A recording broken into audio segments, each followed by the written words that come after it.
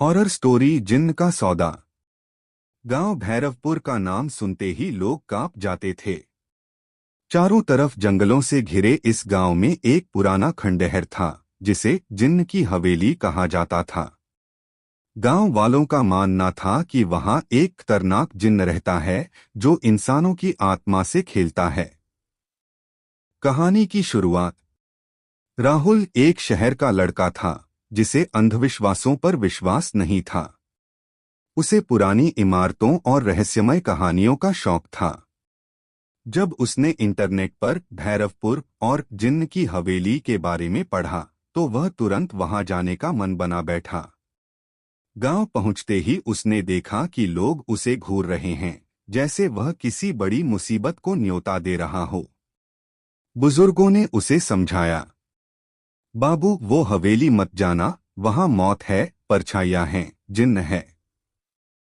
पर राहुल हंसते हुए बोला, अरे बाबा, ये सब मन का भ्रम है।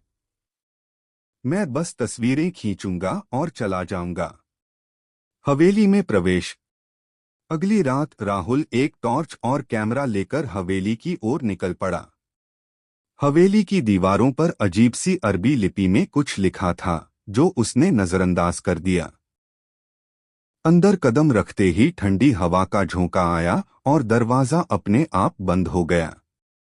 हवेली के अंदर हर कोना सन्नाटा बोल रहा था। टूटी फूटी सीढ़ियां, जाले और धूल से भरे कमरे थे। तभी उसे एक कमरा दिखा जिसके दरवाजे पर ताजा खून के छींटे थे। राहुल ने डर के बावजूद दरवाजा खोला। जिन्न का प्रकट होना। अंदर एक दर्पण था।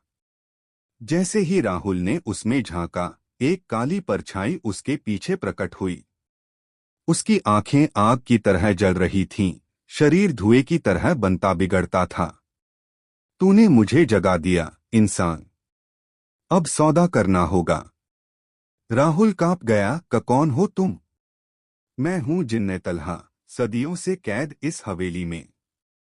अब तू आया है मेरी आजादी का रास्ता बनकर। जिन्न ने कहा कि अगर राहुल उसे बाहर निकाल दे तो बदले में वह उसे दौलत, ताकत और अमरता देगा। राहुल, जो हमेशा कुछ अलग करने का सपना देखता था, कुछ पलों की चुप्पी के बाद बोला, ठीक है, मुझे चाहिए वो सब। बताओ क्या करना होगा। जिन्न हंसा, बस एक सौदा। अपनी आत्मा मुझे दे दे। राहुल सोच में पड़ गया, लेकिन लालच ने उसके डर को ढक लिया। वह बोला, ठीक है, मैं तैयार हूं।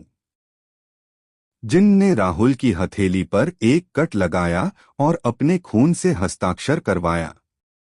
परिणाम। जैसे ही सौदा पूरा हुआ, हवेली कांपने लगी, दीवारें चटकने लगीं और जमीन से काला धुआं उठने लगा। जिन्न ने अपनी एक अंगुली से हवा में कुछ लिखा और फिर वह गायब हो गया। अगली सुबह राहुल गांव की गलियों में दिखा, पर वो राहुल नहीं था। उसकी आंखें सुर्ख थीं, आवाज भारी और ठंडी, और चाल में अजीबपन था। गांव वाले समझ गए कि अब जिन्न आजाद हो चुका है और राहुल का शरीर उसका नया ठिकाना बन चुका है।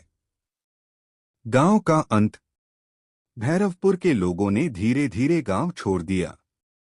कुछ महीनों में वह गांव वीरान हो गया। हवेली अब और भी ज्यादा भयानक लगती थी और राहुल, या कहें जिन्न तलहा, उस हवेली से कभी बाहर नहीं गया। पर लोगों की मान्यता है कि वह अब किसी और नए इंसान की तलाश में है। एक और सौदे के लिए। अंतिम चेतावनी।